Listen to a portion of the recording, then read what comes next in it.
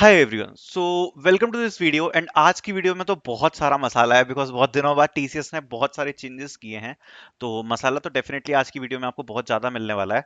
Because ऐसा नहीं है कि केवल वर्बल में चेंजेस हैं, बाकी चीज़ों में भी चेंजेस हैं जो मैं डिस्कस करना चाहूँगा। एंड जो एग्जैक्ट रिस्पॉन्स है ना स्टूडेंट्स के, वो भी मैं आपके साथ डिस्कस करूंगा। प्लस आज जो एग्जाम हुआ वो तो कैंसिल भी हो रहा है, तो ये भी एक बहुत बड़ा मसाला है, क्योंकि आज से पहले तो टीसीएस ने कभी ऐसा स्टेप लिया नहीं कि वो लोग एग्जाम को कैंसिल कर रहे हैं। बट काफी कॉलेजेस में खबर है कि जो आज एग्जाम हुआ है वो कैंसिल हो रहा है। तो उसके बारे में भी आपसे डिस्कस करूंगा। सबसे पहले, अगर आप 2027 बैच से बिलोंग कर रहे हो तो कमेंट सेक्शन में अगर आपका एग्जाम आने वाला है तो आप अपना मंथ डाल सकते हो कि आपका, या फिर डेट डाल सकते हो आपका एग्जाम कब है। क्योंकि अगर आप डेट डाल दोगे ना तो उस हिसाब से मैं प्रिपरेशन मटेरियल अपलोड कर लूंगा, क्योंकि अब तो जो पैटर्न है वो भी चेंज हो चुका है। तो जो चेंज्ड पैटर्न है, अगर आपको उसके क्वेश्चन चाहिए तो आप मुझे डेट बता देना, तो उसके अकॉर्डिंग मैं मटेरियल प्रिपेयर कर लूंगा। अगर ज्यादा टाइम होगा आपके एग्जाम में तो उस हिसाब से थोड़ा सा हम और टाइम लगा लेंगे। अगर कम टाइम होगा तो बहुत जल्दी से तैयार करके मटेरियल हम यहाँ पर जो अपडेटेड पैटर्न है उसके हिसाब से जो क्वेश्चंस हैं वो अपलोड कर देंगे। इवन जो आज पेपर में क्वेश्चन पूछे हैं वो सेम क्वेश्चंस मैं अपलोड कर दूंगा चैनल के ऊपर। ठीक है, सो स्टार्ट करते हैं। सबसे पहले बहुत सारा मसाला है, ध्यान से सुनते जाना। मैं सारी चीजें डिस्कस करना चाहता हूं, मैं कोई टॉपिक नहीं छोड़ना चाहता। पता नहीं मुझे याद रहेगा कि नहीं रहेगा, बट लेट्स डिस्कस। ठीक है, बहुत सारी चीजें हैं विच आई वांटेड टू डिस्कस। मैं स्टार्ट करना चाहूंगा पहले स्टूडेंट रिस्पॉन्स से। तो आज जिन बच्चों ने एग्जाम दिया सबसे पहले उनके रिस्पॉन्स के ऊपर चलते हैं। और देखो, मेरी आदत है जो बच्चे रिस्पॉन्स देते हैं इवन उसमें कुछ भी लिखा हो, कुछ भी मैं कभी ना ब्लर करता हूं ना छुपाता हूं, जो है एग्जैक्ट स्क्रीनशॉट डाल देता हूं जो भी बच्चों का रिस्पॉन्स आता है।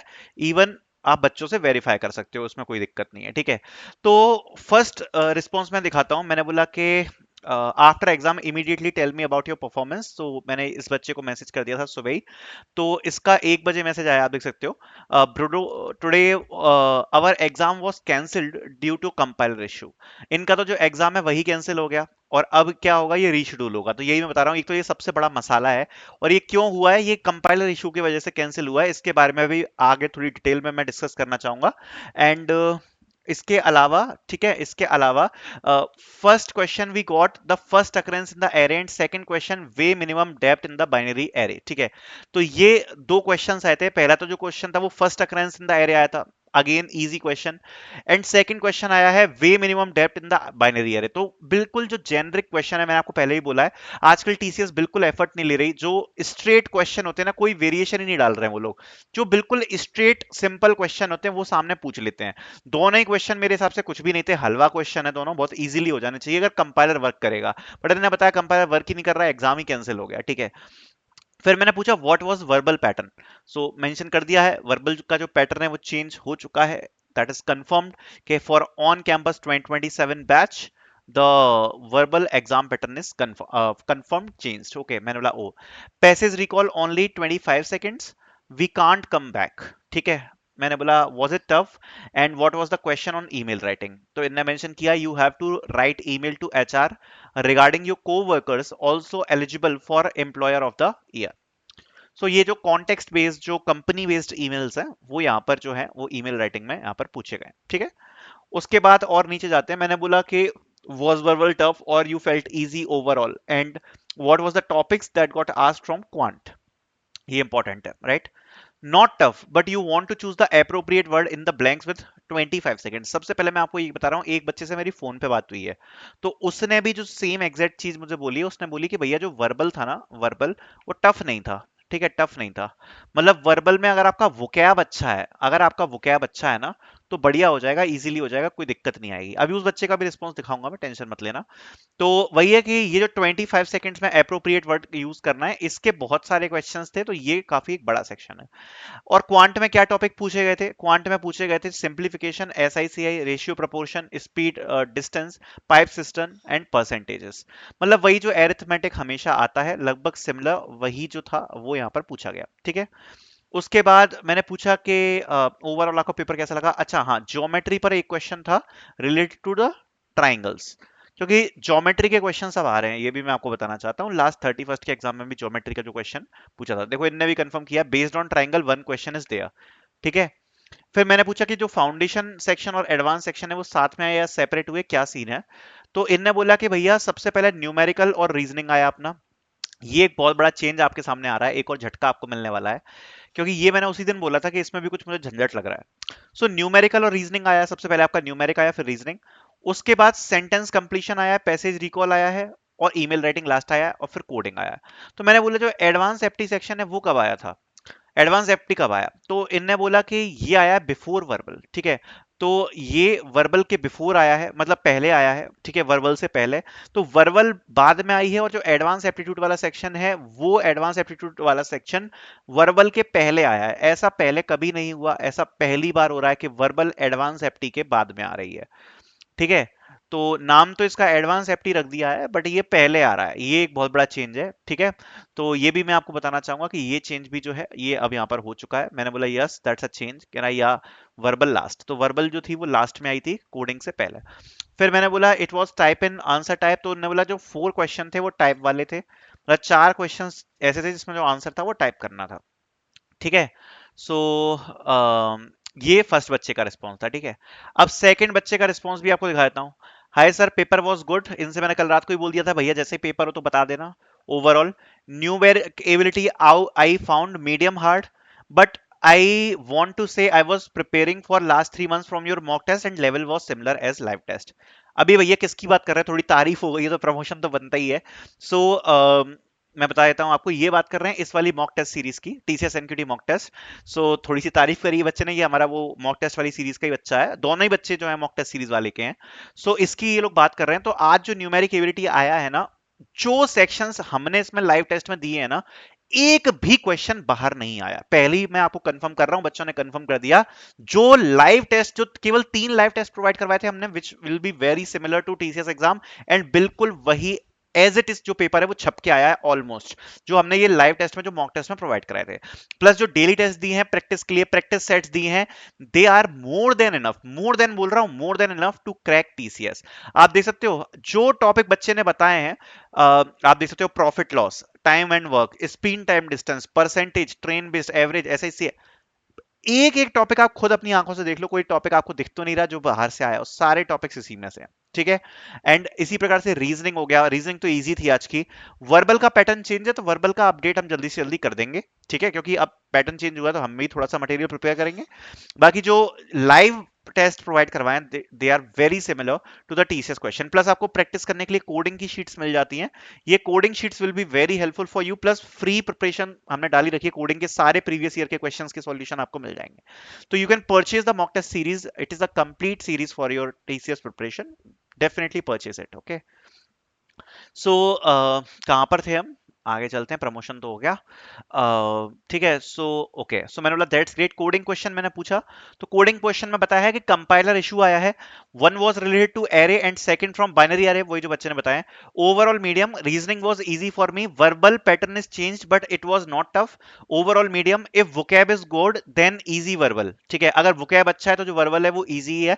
Overall I am happy with performance but compiler was not working for me. तो ये इस बच्चे का रिस्पॉन्स है, ठीक है। अब डिस्कस कर लेते हैं एक बार सारे क्या चेंजेस हुए हैं, क्या चीजें आई हैं, क्या चीजें सुनने में आई हैं, डिस्कस क्या हुआ, फोन पे बच्चे ने क्या बताया, सारी चीजें बताता हूं। सबसे पहले आपका टीसीएस का एग्जाम खुलेगा। एग्जाम खुलने के बाद पहली बात तो है जो पैटर्न जो है वो चेंज हो चुका है। यस, पैटर्न जो है वो चेंज हो चुका है, किसके लिए, 2027 बैच ऑन कैंपस के लिए, ठीक है, ऑन कैंपस के लिए। कुछ बहुत बड़े मेजर चेंजेस नहीं है। सबसे पहले आपका जो है वो न्यूमेरिक एबिलिटी का सेक्शन खुलेगा। अब जब आपका न्यूमेरिक एबिलिटी का सेक्शन खुलेगा तो उसमें आपके 20 क्वेश्चन हैं जो 25 मिनट्स में आपको करने हैं, जैसे पहले आते थे सेम वही। इसमें भी कुछ बहुत बड़े खास चेंजेस नहीं है, बट अब बस छोटा सा एक ये चेंज किया है कि एक नया टॉपिक इंक्लूड कर दिया जिससे पहले क्वेश्चंस नहीं आते थे, that is geometry. So geometry के जो क्वेश्चंस हैं वो पूछे जा रहे हैं, आज भी पूछा गया एंड 31 को भी पूछा गया। तो अगर आप पे थोड़ा बहुत टाइम मिले तो आप ज्योमेट्री के जो क्वेश्चंस हैं वो आप यहाँ पर पढ़ के जा सकते हो, ठीक है। इसके अलावा जो पहले हमने बताया हुआ है सिलेबस बिल्कुल सेम वही पैटर्न है, वही क्वेश्चंस है, कुछ चेंजेस नहीं है। एरिथमेटिक के क्वेश्चंस आए हैं, अभी मैंने आपको दिखाया भी था, इस बच्चे ने रिस्पॉन्स में मेरे को दिखाया, कहाँ है स्क्रीनशॉट में, शायद मैंने आपको दिखाया था, हाँ।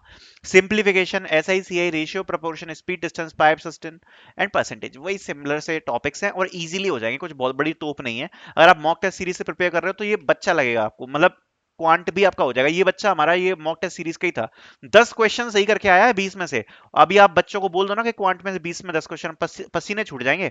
5-6 का कट ऑफ जाता है और बच्चे ने 10 क्वेश्चन कर दिए ऐसे ही फटाक से, क्योंकि जो हमने क्वेश्चन प्रोवाइड कराए हैं ना वो हार्ड लेवल के ही प्रोवाइड कराए हैं और बच्चे प्रैक्टिस कर रहे हैं काफी टाइम से। 10 क्वेश्चन यूं निपटा दिए। ठीक है, रीजनिंग के बारे में बात करते हैं। तो जो रीजनिंग है, रीजनिंग जो आई आपकी न्यूमेरिक एबिलिटी के बाद रीजनिंग ओपन हुई, 20 क्वेश्चन 25 मिनट। ठीक है, 20 क्वेश्चन 25 मिनट। ठीक है, overall easy medium, easy medium.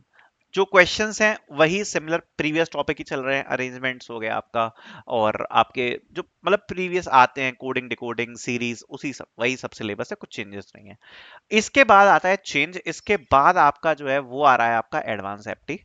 Advance एप्टी आ रहा है इसके बाद, जिसमें 4 जो क्वेश्चन आज आए थे वो आए थे टाइप वाले, मतलब आंसर आपको टाइप करने हैं, ऑप्शन नहीं मिलेगा। ठीक है, इसका जो लेवल है वो फाउंडेशन वाले न्यूमेरिक से इजी है। नाम में एडवांस है बट आता इजी है, ये बात हमेशा याद रखना। इसके भी टॉपिक सिमिलर ही है, डेटा इंटरप्रिटेशन के क्वेश्चन आपको देखने को मिल जाएंगे। जो फाउंडेशन में क्वेश्चन आते हैं लगभग वही टॉपिक है, अलग से कुछ पढ़ने की जरूरत नहीं है। लॉजिकल रीजनिंग के कुछ क्वेश्चंस देखने को मिलेंगे, प्लस थोड़े से विजुअलाइजेशन बेस्ड क्वेश्चंस इसमें से आपको देखने को कुछ मिल सकते हैं, बट ऐसे कुछ अलग से बहुत प्रिपरेशन निकालने की जरूरत नहीं है। फिर आता है भैया वर्बल। वर्बल का एग्जाम पैटर्न जो है वो हुआ है चेंज। तो एक बार डिस्कस कर लेते हैं क्या चेंजेस हैं, क्या चीज है। ठीक है, जो कंफर्म चेंजेस हैं क्वेश्चन के साथ बताऊंगा आपको, टेंशन मत लेना। सेंटेंस कंप्लीशन 20 क्वेश्चन 25 सेकंड पर क्वेश्चन के लिए है। तो ये एक हाईएस्ट वेटेज वाला टॉपिक आप इसको बोल सकते हो, जो हो गया सेंटेंस कंप्लीशन, जिसमें वन वर्ड आपको आंसर जो है वो आपको करना है। वन वर्ड में आपको आंसर लिखना है, कोई एमसीक्यू ऑप्शन नहीं मिलेगा। प्लस इसका काफी प्रैक्टिस करने की जरूरत पड़ेगी, ग्रामर स्ट्रांग होनी चाहिए। ठीक है, वोकैब आपकी स्ट्रांग होनी चाहिए। अगर ग्रामर और वोकैब स्ट्रांग है तो आपका काम यहाँ पर हो जाएगा। ठीक है, 20 क्वेश्चन है और 25 सेकंड्स का जो टाइम है वो यहाँ पर इसमें देखने को मिल रहा है। लेकिन अगर वोकैब स्ट्रांग है तो हो जाएगा। पहले जो क्वेश्चंस आ रहे थे ना वर्बल में, that was even more tougher. जो एरर करेक्शन के क्वेश्चन आ रहे थे या जो भी आ रहा था, वो यहाँ पर टफ है, वो ज्यादा टफ है। That's why I would say कि ये उतना ज्यादा टफ नहीं है जो प्रीवियसली पूछा जा रहा था। फिर है पैसेज रिकॉल। अब पैसेज रिकॉल में आप देख सकते हो जो क्वेश्चंस हैं वो यहाँ पर लिखे हैं 4+4, 120 सेकंड्स, 30 सेकंड यहाँ पे आपको रीडिंग के लिए मिलेंगे, 90 सेकंड्स राइटिंग के लिए मिलेंगे, एंड इसमें क्लियरली मेंशन है कि 30 सेकंड के बाद जो पैसेज है वो अवेलेबल नहीं होगा।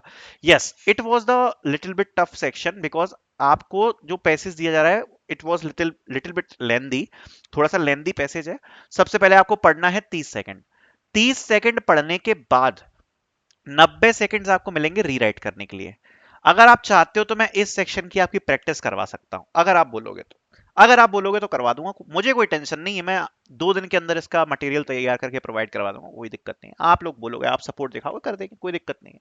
कैसे सपोर्ट दिखाना होता है भैया? लाइक करो वीडियो पर, कमेंट करो, अप्रिशिएट करो काम को, बस इतना ही होता है सपोर्ट।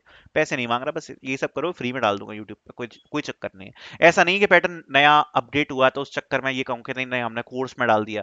जैसे ही कोर्स में आएगा तो यूट्यूब पे भी फ्री में वीडियोस उसके लिए आ जाएंगे। ठीक है, तो वो कोई पंगा नहीं है। बाकी जो कोर्स है वो इसलिए इंपॉर्टेंट हो जाता है क्योंकि उसमें आपको प्रैक्टिस करने के लिए बहुत ज्यादा मिलता है। यूट्यूब पे मैं वीडियो उतनी नहीं डाल सकता, क्योंकि अब जैसे मैं कोर्स में 1000 क्वेश्चन डाल रखे हैं, 1000 क्वेश्चन कौन डालेगा यार यूट्यूब पे? तो यूट्यूब पे लिमिटेड सिखा सकते हैं थोड़ा बहुत, उससे ज्यादा क्या ही कर सकते हैं। प्लस टाइमर कैसे दें यूट्यूब पे, टाइमर का पंगा पड़ता है, क्योंकि टाइमर तो लगता नहीं है यूट्यूब पे। तो टाइमर के साथ देते हैं हम सारे क्वेश्चन ना, जो कोर्स होता है उसमें टाइम चलेगा आपका, जैसे टीसीएस में चलता है, तो टाइमर बहुत इंपॉर्टेंट है। क्योंकि ये जो 25 सेकंड लिखा है यही तो खेल हो जाता है कि 25 सेकंड में तुरंत आपको आंसर आना चाहिए, तो वो जो टाइमर है वो आपको इसमें मिलेगा कोर्स में। फिर I email writing. Email writing एक क्वेश्चन आया, मैंने आपको बताया एम्प्लॉयर ऑफ द ईयर के लिए जो ईमेल था वो लिखना था, सिंपल ही है, ये भी सेक्शन कुछ ज्यादा डिफिकल्ट नहीं है। ओवरऑल पैसेज रिकॉल वाला जो है वो थोड़ा सा डिफिकल्ट है। सेंटेंस कंप्लीशन में अगर आपका वोकैब अच्छा तो हो जाएगा, और ईमेल राइटिंग का एक ही क्वेश्चन है। और मेन चीज ये है कि सिलेबस इतना शॉर्ट कर दिया ना इंग्लिश का इनने, कि हो जाएगा। अगर आप प्रिपरेशन कर लोगे, 2 दिन भी प्रिपरेशन कर लोगे तो निपट जाएगा, मतलब कुछ नहीं है इसमें खास। ठीक है, सो ये आपका वर्बल का हुआ। अब आते हैं कोडिंग पे। तो कोडिंग के चक्कर में भैया आज हो गया बवाल। क्या बवाल हुआ है? बवाल भाई साहब ये हुआ है कि आज का एग्जाम जो है वो बहुत सारे कॉलेजेस में किया गया है कैंसिल, और बहुत सारे कॉलेजेस में कैंसिल नहीं हुआ है बट बात चल रही है कि शायद कैंसिल हो जाए। एंड रीजन वाज कि compiler was not working in many colleges. Okay, compiler was not working. And अगर कंपाइलर वर्क ही नहीं कर रहा है तो बच्चे अपनी स्किल्स कहाँ पर दिखाएंगे? ये जो बच्चे सारे बैठे हैं बेचारे इतनी मेहनत से चीटिंग करते हैं, और चीटिंग कैसे करेंगे अगर कंपाइलर ही वर्क नहीं कर रहा? तो कैसे यहाँ पर कॉपी पेस्ट करेंगे कोड? और अगर आप सोच रहे हो ना ऑफलाइन एग्जाम है, अरे भैया बड़े शातिर बच्चे हैं, इनका मतलब कुछ नहीं कह सकते, ऑफलाइन एग्जाम में भी जुगाड़ कर लेते हैं। तो कुछ बच्चे जेन्युइन भी करेंगे, कुछ नहीं, मतलब बहुत सारे बच्चे जेन्युइन करेंगे, बट हाँ, कंपाइलर ही वर्क नहीं कर रहा तो कोड लिखेंगे कैसे? ठीक है।